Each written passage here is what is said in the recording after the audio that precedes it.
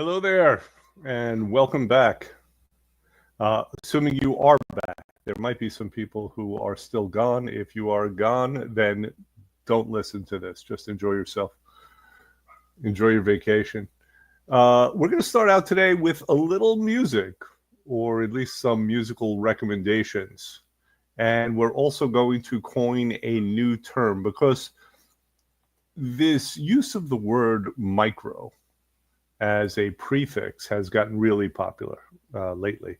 So now we have things like micro dosing, microaggressions, micro influencers. So I am coining the term now micro starts. And the idea is simple and intuitive, right? You get it already. It was Labor Day yesterday.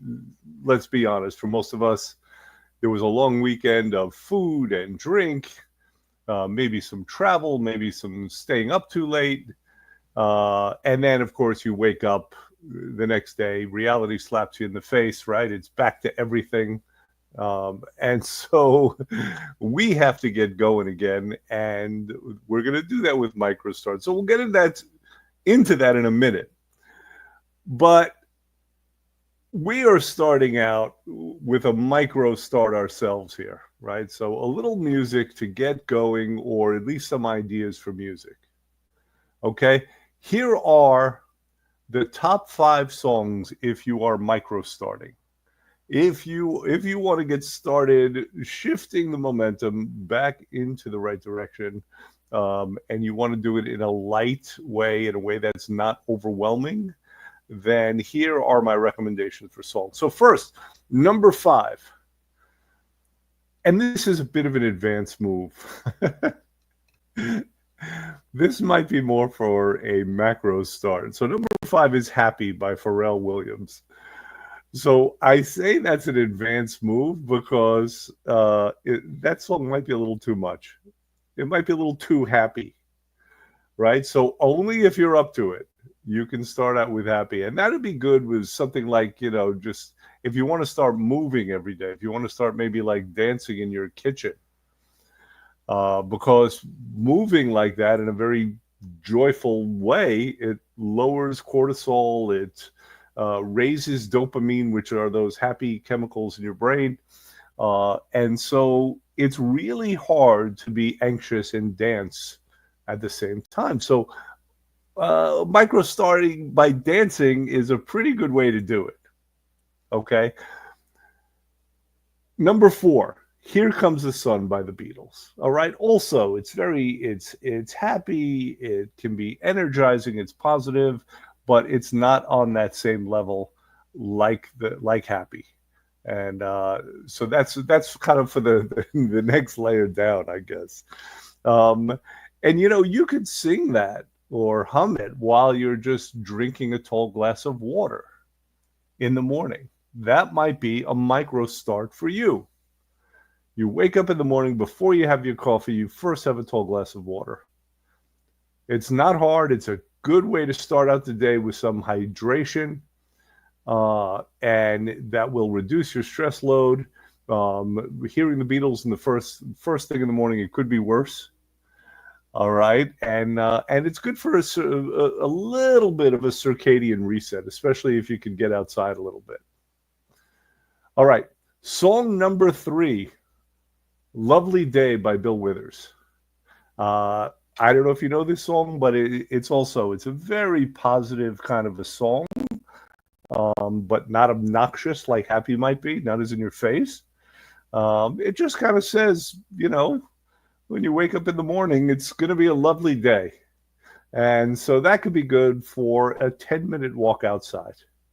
You just do some stepping outside with these uplifting lyrics that aren't too much. They're not slapping you in the face, but they're also getting those happy brain chemicals going.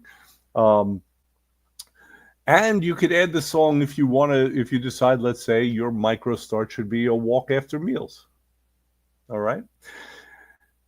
Number 2, Eye of the Tiger. That is also a kind of a high level move. Not for everyone. That is the famous Survivor song That was the band Survivor. That was one of the Rocky movies, I think Rocky 2. And so that's good if you want to do things like knocking out a set of push-ups in the morning. If you want to raise your game a little bit there. And so that's more where we're getting a little adrenaline activated. If you're up to that, Eye of the Tiger, not a bad song. It is a little cliche, though. I hate being cliche. And I think the next song is cliche as well. But the number one song that I have here is Don't Stop Believing by Journey. And so this could be a good song to accompany a microstep like texting an accountability partner or a coach. And what it's going to do is it's going to help you get into that place of possibility. Like it's possible for me to get back on track. It's very good for perseverance as well, right? It's a good uptone kind of a message.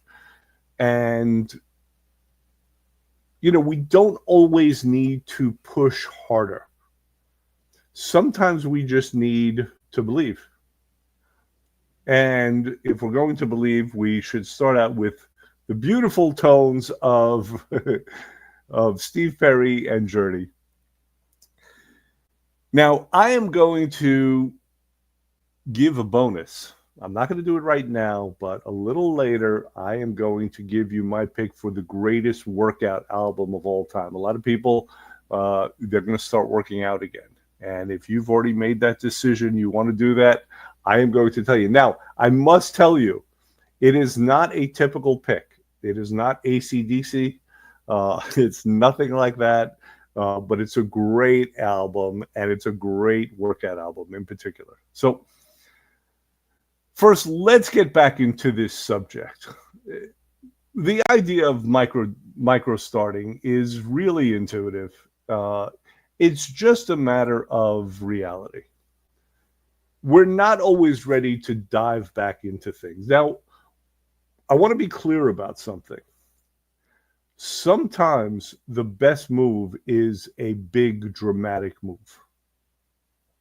Sometimes we can't do things incrementally. We just have to go cold turkey. But other times, we're not going to be able to do that. We're not going to be able to confront it. We're not going to just be able to, just start again, flip the switch. And the thing about micro starting also, I'm tempted to say micro dosing. I have to stop myself. That's not what we're trying to do, right? A micro start is a small, tiny shift.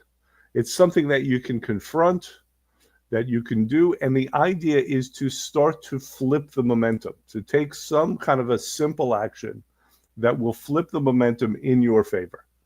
If you see that the momentum is going in the wrong direction, I preach this. Energy is a real thing. Momentum is a real thing. And if you sense, if you see, if you feel, if you sense, if you know that it's going in the wrong direction, it might be hard to turn that train around, then this is a good way to start to get that going. It signals to yourself that you can do it. It signals to your body that a change is coming. So it's really a smart way to proceed. You choose one tiny, simple action that you're going to do for a week, and then maybe you add another one. Okay, that's what we're trying to do. And depending on where you are in your headspace, doing it in a very light way is not a bad idea, as opposed to doing it in a very serious and consequential way where, you're using willpower and you're gritting your teeth. That doesn't always work. All right. So remember, we're talking about small inputs here that could lead to big outputs, tiny shifts that signal to your mind and your body that you're moving, right? That you're at least going back in the right direction, something that can make you feel good about yourself again as well. All right. And remember also, let's take the wins on doing these things. Let's not minimize, let's not invalidate and say, a big deal. I'm drinking water now, first thing in the morning. No, it's a shift. It's a change in the right direction. I mean, don't celebrate it like you just won the Masters, but take the win on that. All right. So let's give some more examples. While we're on this, we talked about drinking water before coffee. We're all so used to having coffee, and we might never get the hydration. So what a good boost first thing in the morning to have a little coffee. Putting a little lemon in it, not a bad idea. Okay. Start a habit of walking after dinner. Help with your digestion. Okay. Help with motion. One habit that I see over and over from people, I do it myself, is this idea of eating and then sitting down and relaxing and digesting. In the old days, everyone used to digest by taking a walk. I mean, those of you who are from Brooklyn, for example, you see people at a certain time and they're walking on Ocean Parkway, for example, right? You'll see them after dinner time doing that. At least you used to. Okay. How about prepping one healthy meal a day? That's not overwhelming. One salad added each day. So that's a great microdose. I said, you see, I did it. Micro start. Okay. The idea that I mentioned before, just having an accountability partner, just saying to someone, hey, we're both sitting here, we're complaining about the size of our asses, plural. We're both complaining. Let's do a little something, okay? Let's at least check in every morning, and say what we're going to do on this particular day. Give each other some small wins and whatever. Let's do it, and let's not do it. Okay, if we're going to agree to this, let's do it like it matters. So for the next 30 days, we're not going to miss a day. And if we do, the other one is going to text. All right. So when we're looking to make these changes, it's good to hit every area, because we are made up not only of the physical, we're made up of the chemical, of the emotional. Obviously, we talked about last week of the nervous system, right? So these things, these small wins, have the potential to be wins in all of these areas. They're win-wins, right? So these small wins release dopamine. It's a motivational chemical, right? It's good to get that momentum going. It signals to your nervous system. There are safety signals that our nervous system likes, so it doesn't overreact. Okay, it's very good for us, obviously, emotionally. When we think about something, tell me if this rings true or rings a bell for you. There's something that you're thinking about. You're thinking about it all the time, whether it's in the realm of weight or something else. I need to do this. But every time I try to do it, I stop. But I failed in the past. And there's all this noise that goes on in your head. And really, the only thing that can stop that noise is when you just take a little action. So just for that alone, just to shut up a voice in your head, a micro start is a great thing to do. Okay. So that's really what I wanted to communicate today. I mean, not too much. I don't want this to be overwhelming. This in and of itself is a micro start. We have these kind of inflection points built into our American calendar. Labor Day is one of them. Labor Day is this big transition. I have said this in the past over and over. It is the saddest day of the year, Labor Day, as far as I'm concerned. It's the end of summer. It's the end of smile. You ever see kids at the end of summer? You know, some of them get gung-ho about going back to school and, you know, starting that again. But others are just sad, right? We know what's coming. Shorter and colder days and all of that. And I hope everyone has their Christmas tree up, because after all, it is September. So if you don't have your Christmas tree up yet, you better do it this week. Otherwise, you're late. The rest of the decorations as well. Okay, so here's the point. Motivation can be unreliable, right? It tends to wax and wane. And I'd rather you replace motivation with micro starts, with momentum, with building momentum. It's much easier to keep momentum going than it is to reverse negative momentum in the first place. But this is a very nice way to do it. And that's also why we have the music. Because music just accompanies everything. It'll give us an anchor.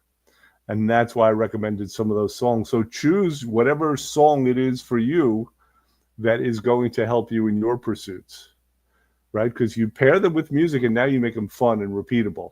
And it's hard to say no. Because you have this anchor song. You know that you're putting on every day, Don't Stop Believing.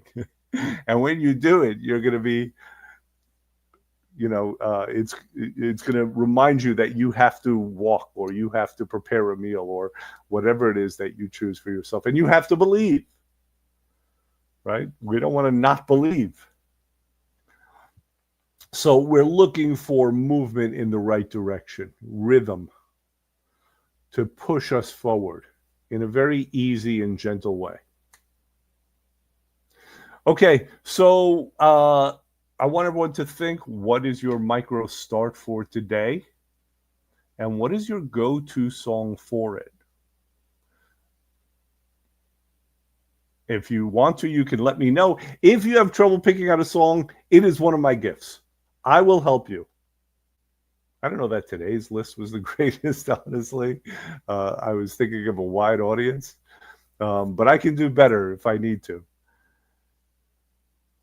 And in fact, I promised you that I would give you, for those of you who want to take a larger step, who want to take whatever is in between a micro and a macro step, or maybe a full-on macro step, who want to leap across the chasm, put yourself right into it again. You want to go back to the gym, for example. You're going to start.